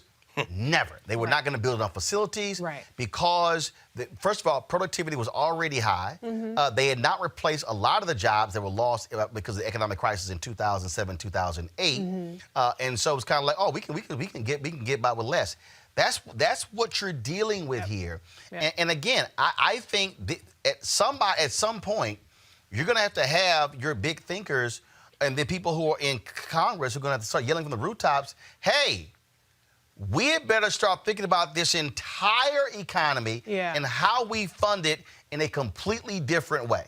I agree, but I also think that the onus is also on the American people, because what's going to happen is the Republicans are going to push through their tax cuts again, and the Democrats are going to be, all the pressure is going to be on the Democrats to fold like they always end up having to do, because this more pressing hair on fire need needs to be met. And so the American people should be calling their senators right now, particularly the Republican ones, and they should be calling their Congress people and saying, we don't want money we don't want tax cuts for businesses. We want direct relief for the American people. We have to start stepping up. An election, provided that we still have one, is in November. The earliest that we would even have a change in government is in January. That's a long time, so we have to work with the government that we have right now. What was trending yesterday? People versus Pelosi. Today it was people versus Schumer. And so this is where the Democrats that are actually trying to have a broader approach, a more effective approach, are being outgunned, because the pressure is coming on them. The pressure is not going on Mitch McConnell, and people are, holding up Mitt Romney's proposal of $1,000 as like the holy grail. And meanwhile, like Roland, like you're saying, they're sneaking in all this other kind of stuff. And so as long as the Republicans can get away with it, they're going to continue to get away with it. And check this out. Here, we go to my iPad. So someone just posted this here. So I told you all about the Republicans' plan of $1,200 and then $2,400 for a family, and then $500 for every child, okay? But read that last paragraph. Taxpayers with little or no income tax liability, but at least $2,500 of qualifying income will be eligible for a minimum rebate check of $600. $1,200 married. Qualifying income includes earned income as well as Social Security retirement benefits and certain compensation and pension benefits paid to veterans. This ensures relief gets to low-income seniors and disabled veterans. This is y'all. This is a monthly. Well, no, this. I know those $2,500 is what, per month, or is that no. total That's the This is the recovery checks. I know, but I'm saying go back. If you got 2,500 taxpayers with little or income tax liability, but at least 25. That's one time. So, but the problem with this is, and again, is that people are going to see the $1,200. So basically, what they're saying is, if you poor, you're screwed. You're gonna get $600. To Reese's point, yes, messaging. But if you're making up to you see it, these checks are reduced for higher income taxpayers and begin phasing out after a single taxpayer has $75,000 in adjusted gross income and $150,000 for joint filers. So what they're saying is that, if you're single and you're making up to $75,000, well then you can get up to $1,200. So basically what they're saying is, if you're making more. This is what they're saying. If you're making more money, you get more money. Right. But if you are a poor American, Erica, come on, you get less. Yeah. You would think that those at the bottom will be getting the $1,200. No, they're not a corporation, and the poverty is a business, and there are too many people, too many institutions that actually do flourish in poverty. It's the people that suffer, and so until people are seen as actual human beings and not pawns on a chessboard, then and I'm thinking about that and thinking about the ways with which this regime has totally bungled what we are experiencing now. So until that becomes a level of priority, and for me, I would be able to see that and take that in a little bit more with the student loan debt cancellation. That, for me, is definitely a demonstration of people as a priority. But until we actually see that as a real model, something that people are actually advocating and actually demonstrating and actually doing, we'll continue to see proposals like this brought forth, or actual pieces that are brought forth as a way to move through what we're all experiencing right now. All right, folks, we're going to continue, of course, having this economic conversation as we move forward. But I do want to do this here, of course. There are a lot of churches who have gone to this whole issue of live streaming their services because they can't meet and gather. There were some people, though, who still had services on Sunday, frankly, putting their congregations at risk. Dewey Smith, a pastor out of Atlanta, posted a video explaining why his church chose not to have service. And he was real frank and honest as to why some pastors did have service. I want y'all to watch this.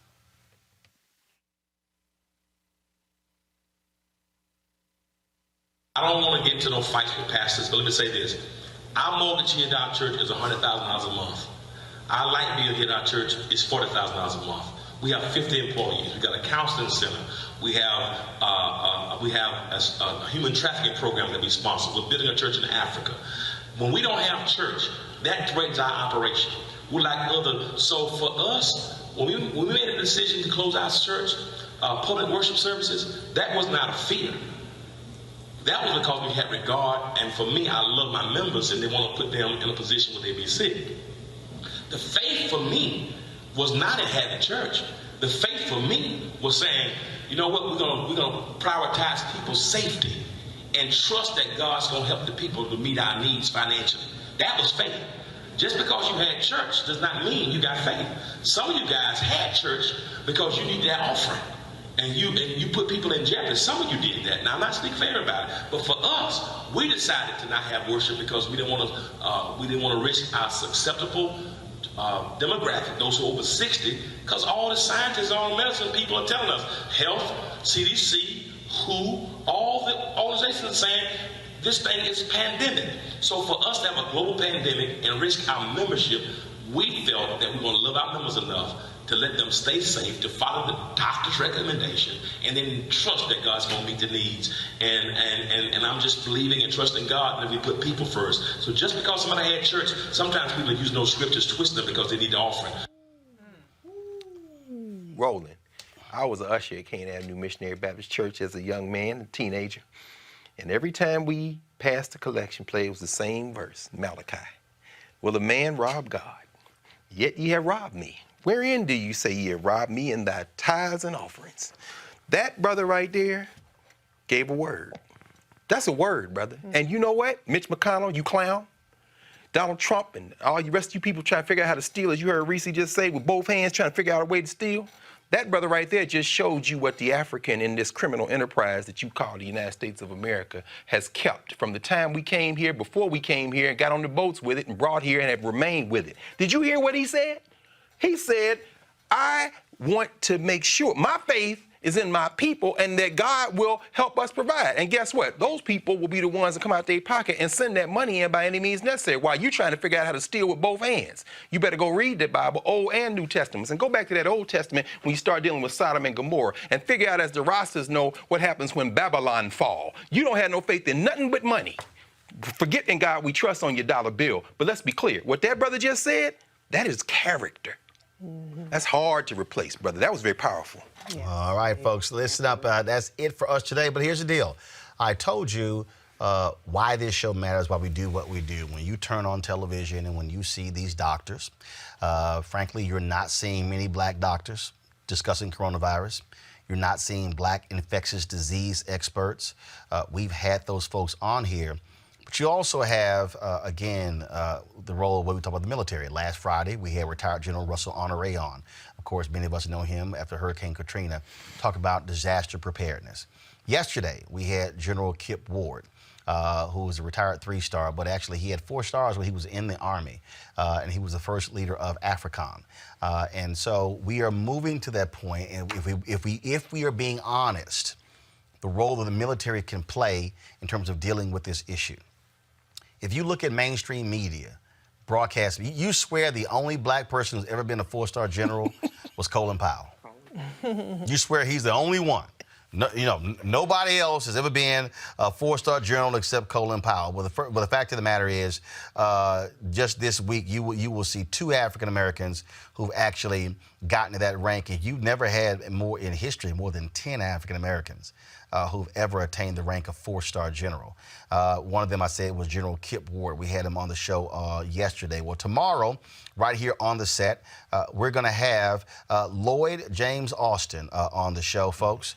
He served as the 12th commander of the United States Central Command, called CENTCOM. He was the first black commander to head CENTCOM. He also was the vice chief of staff for the United States Army. And he, of course, was commanding general of the United States forces in Iraq. And again, he was nominated as to lead the U.S. Central Command by President Barack Obama.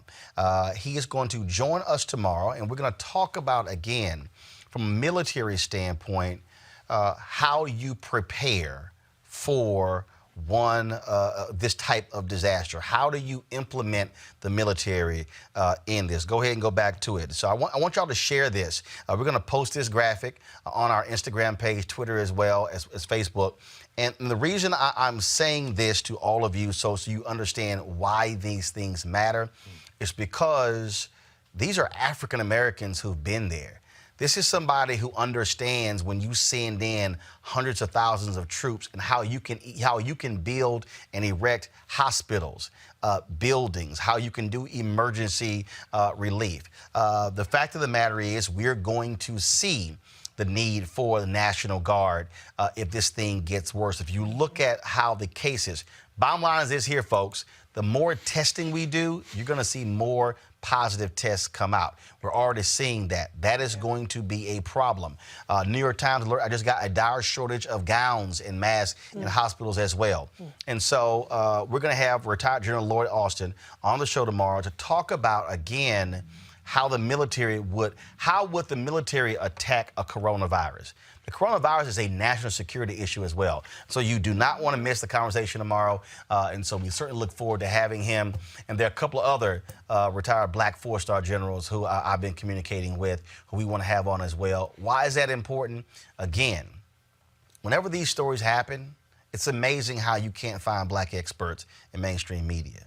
Oh, if it was a so-called black story, you're going to see. Yeah. I told y'all, if I turn the TV on and there's 5 black people on MSNBC or CNN, something black happened. Right. It's amazing how quickly they can find black experts when it's so-called it's a black story. But when it's a story like coronavirus, it's as if we don't have black experts. Well, that's why on this show we do. Also, want to thank all of y'all watching. In fact, we've never on YouTube had more than 4,000 people watching at one time. We actually crossed that threshold today for the first time, 4,035 of you watching.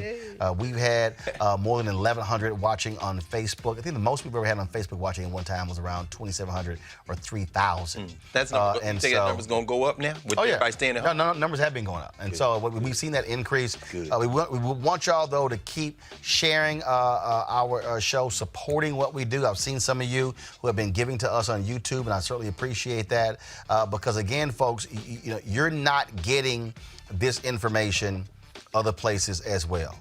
You're not actually seeing that, and that's why we do what we do. So we certainly appreciate it.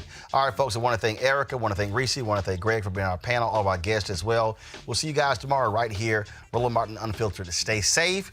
wash your hands, do not congregate, and tell your kids, watch this show and read. Don't have them playing games all damn day. Come on, brother. Feed the minds as well. You got it? I'll see y'all tomorrow. Holla!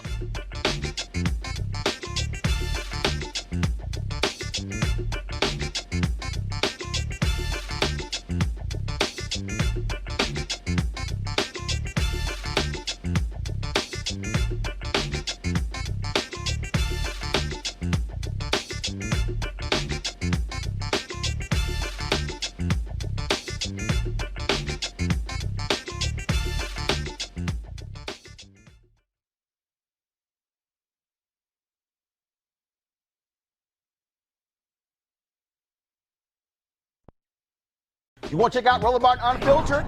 YouTube.com/Roland S. Martin. And subscribe to our YouTube channel. There's only one daily digital show out here that keeps it black and keep it real. It's Roland Martin Unfiltered. See that name right there?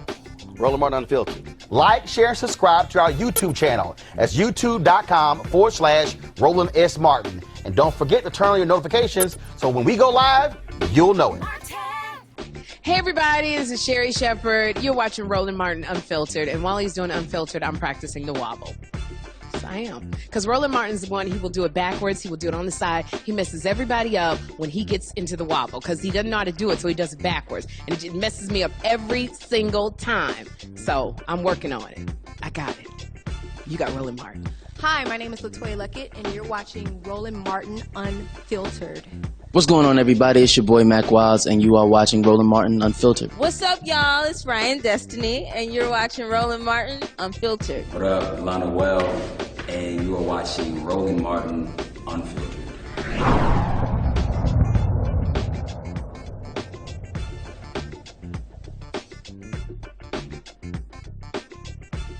You want to support Roland Martin Unfiltered? Be sure to join our Bring the Funk fan club. Every dollar that you give to us supports our daily digital show. There's only one daily digital show out here that keeps it black and keep it real. It's Roland Martin Unfiltered. Support the Roland Martin Unfiltered daily digital show by going to RolandMartinUnfiltered.com. Our goal is to get 20,000 of our fans contributing $50 each for the whole year. You can make this possible. RolandMartinUnfiltered.com.